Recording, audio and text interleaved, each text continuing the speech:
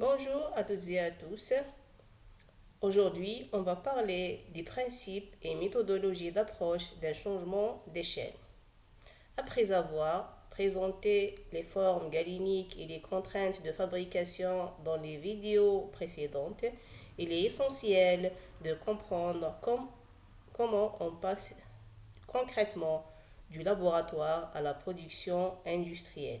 Cette étape, appelée changement d'échelle, représente un moment critique dans le développement d'un médicament car elle nécessite d'adapter les procédés tout en conservant la qualité et les performances du produit. Nous allons donc voir dans cette partie les principes et la méthodologie qui permettent de réussir cette transition de manière maîtrisée. Dans cette présentation, nous allons d'abord définir ce qu'est le changement d'échelle, puis comprendre les principaux enjeux et risques associés. Nous aborderons ensuite les paramètres critiques du procédé et de la matière, ainsi que les attributs qualité à maîtriser. Enfin, nous verrons les phénomènes physiques à transposer et les différentes échelles du développement pharmaceutique.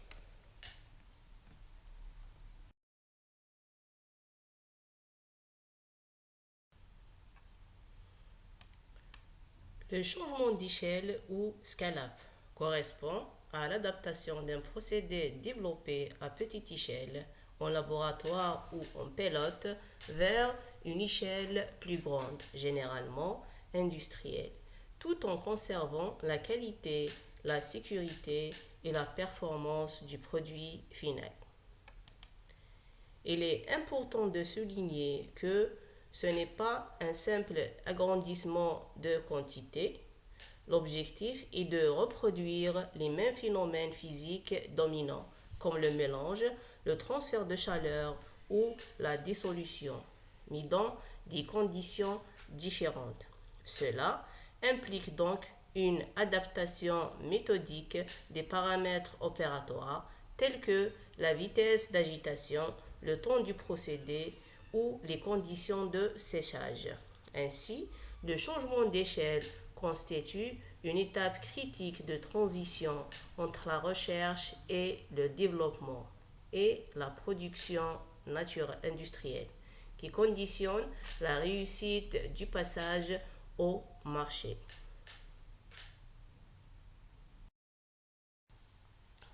Le changement d'échelle repose sur quatre enjeux majeurs. Le premier est la qualité. Il s'agit de maintenir les caractéristiques du médicament, notamment son identité, sa teneur en principe actif, sa pureté, sa dissolution et sa stabilité dans le temps.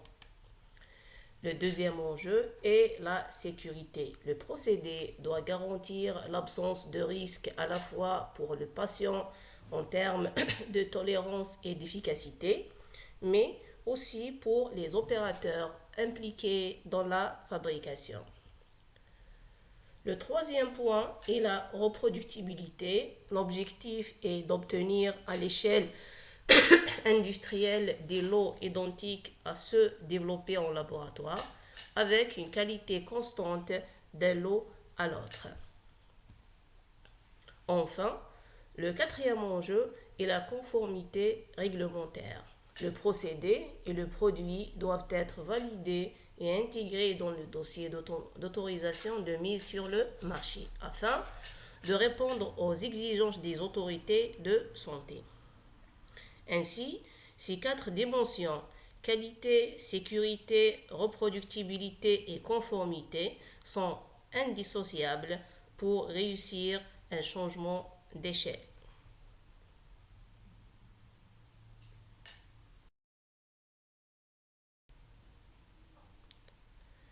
Une transposition d'échelle mal maîtrisée peut entraîner des défauts majeurs et compromettre la qualité du produit final. Le premier risque est la ségrégation des poudres. Elle est liée à des différences de taille ou de densité entre les particules, ce qui peut provoquer une mauvaise homogénéité lors du mélange ou du transfert.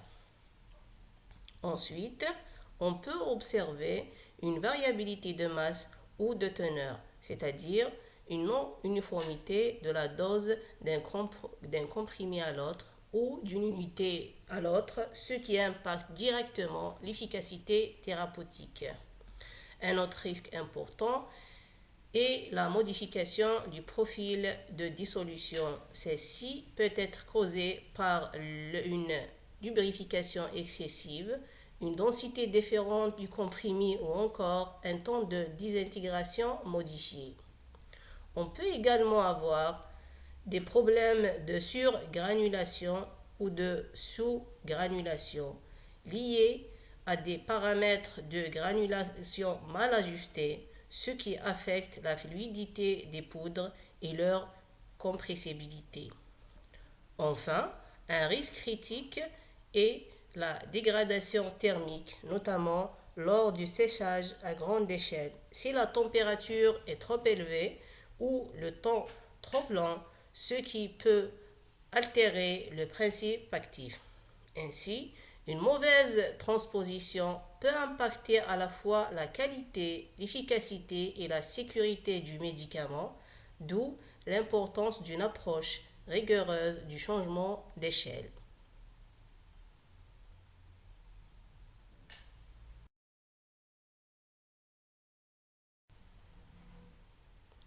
Le développement d'un médicament par quatre échelles successives.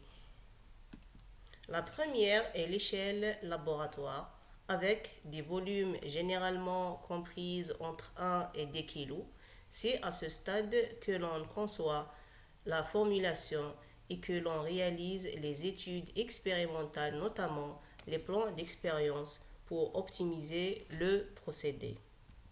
Ensuite, on passe à l'échelle pilote avec des volumes de 10 à 100 kg. L'objectif ici est de valider le changement d'échelle et de produire les premiers lots destinés aux essais cliniques. La troisième étape est l'échelle pré-industrielle, entre 100 et 500 kg. Elle permet de confirmer la robustesse du procédé et de fabriquer les lots de validation nécessaires avant la mise sur le marché. Enfin, on atteint l'échelle industrielle, au-delà de 500 kg, où la production est réalisée à grande échelle pour la commercialisation. Ainsi, ces quatre niveaux constituent une progression logique qui permet de sécuriser le passage du laboratoire à la production industrielle.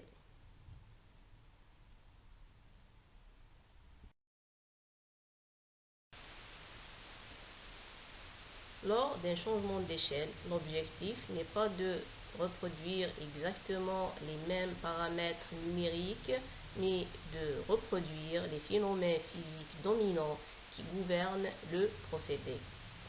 Le premier phénomène est le mélange.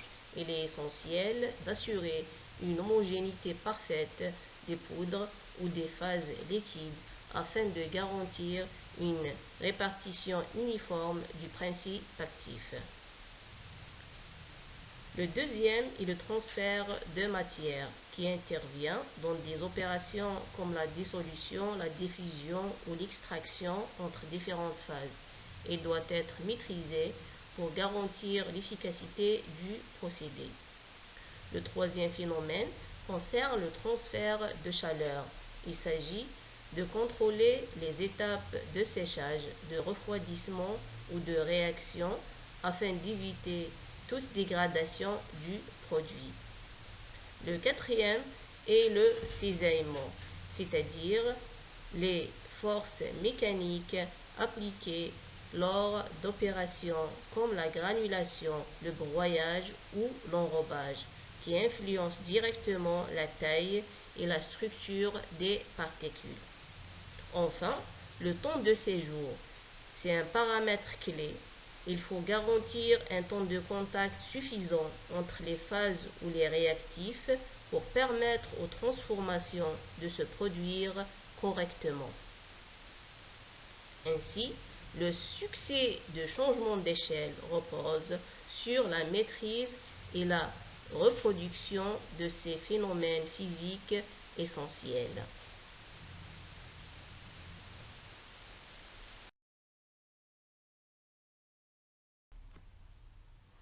CPP, Critical Process Parameter.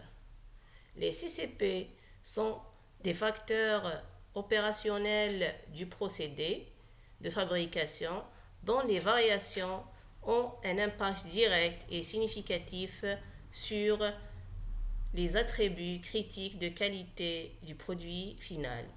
Leur maîtrise est donc essentielle pour garantir les qualités constantes. Parmi ces paramètres, la température joue un rôle central, notamment lors de la granulation humide, de séchage ou de l'enrobage, car elle influence directement la stabilité et l'efficacité du médicament.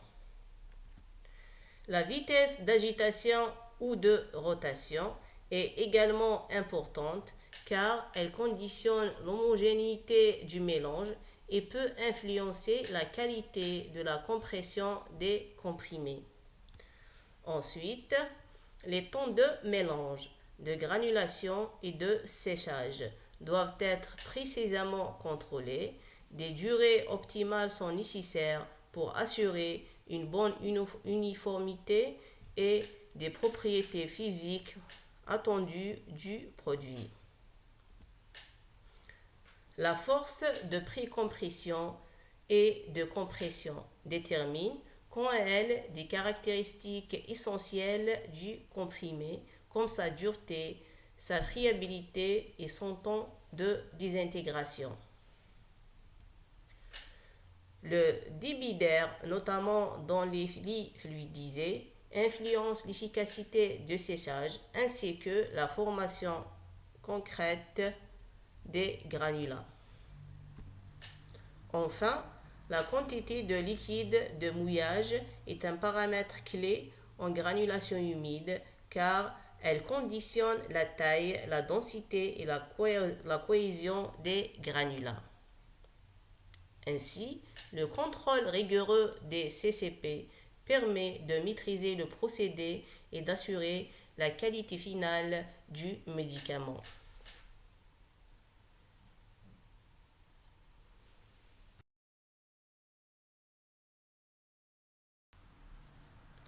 Les CMA ou Critical Material Attributes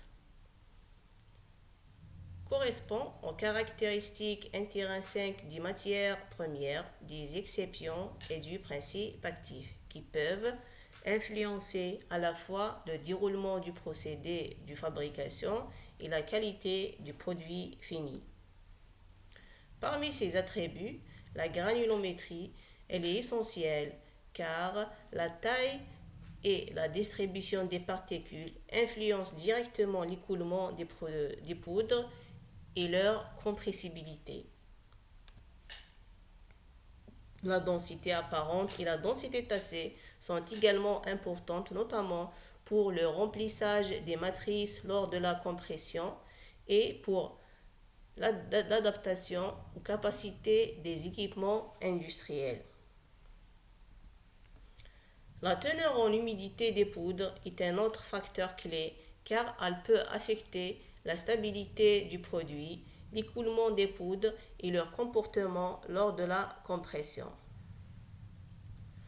Le polymorphisme du principe actif doit aussi être maîtrisé car différentes formes cristallines peuvent modifier la dissolution et donc la biodisponibilité du médicament. Enfin, la viscosité est particulièrement importante pour les formes liquides et semi-solides car elle conditionne la pompabilité, la manipulation et l'homogénéité de la formulation. Au final, l'ensemble de ces attributs matériels a un impact direct sur les propriétés essentielles telles que l'écoulement, la compressibilité, la dissolution et le risque de ségrégation.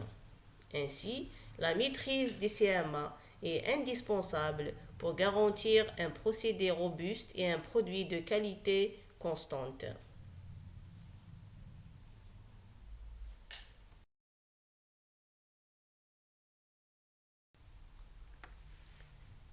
Les attributs critiques de qualité ou CQA représentent les caractéristiques essentielles d'un produit pharmaceutique qui doivent être strictement contrôlées pour assurer sa sécurité et son efficacité.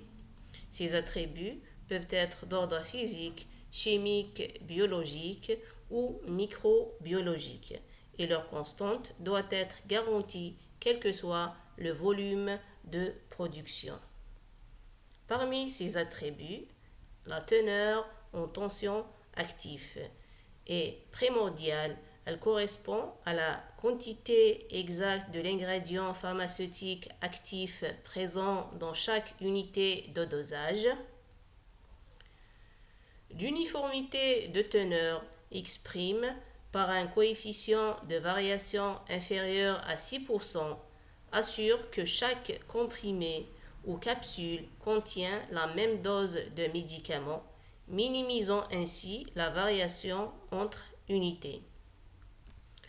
Le profil de dissolution est également crucial car il définit la vitesse et l'étendue de libération du médicament dans l'organisme, influençant directement son efficacité. De plus, les propriétés mécaniques telles que la dureté et la friabilité des comprimés garantissant leur résistance aux manipulations et au transport. La teneur en eau résiduelle après séchage doit être contrôlée pour éviter toute dégradation chimique ou microbiologique, tandis que l'aspect visuel inclut la couleur et l'absence de défauts. Assure que le produit respecte les standards esthétiques et les attentes des patients. En résumé, la maîtrise des CQA est indispensable pour produire des médicaments sûrs, efficaces et uniformes, répondant aux exigences réglementaires et aux besoins des patients.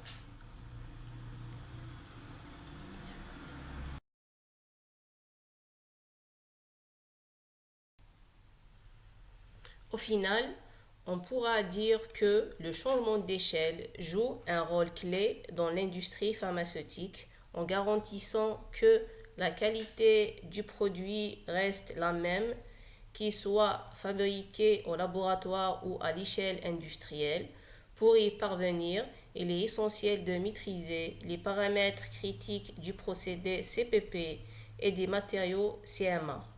Cette étape comporte les enjeux techniques, économiques, réglementaires et de qualité, mais elle présente aussi des risques importants si elle est mal exécutée, tels que des non-conformités, des dérives des CPP et CMA, des échecs de l'eau, voire des surcoûts. Pour sécuriser cette transition, le développement est structuré selon différentes échelles: laboratoire, pilote, démonstration, puis industriel, en se concentrant sur les phénomènes réels transposables et les CQA. L'ingénieur peut mettre en place un procédé robuste, reproductible et conforme aux exigences réglementaires, assurant ainsi la fiabilité du produit final.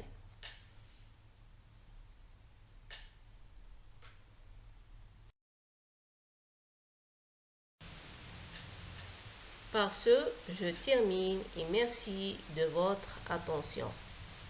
À la prochaine.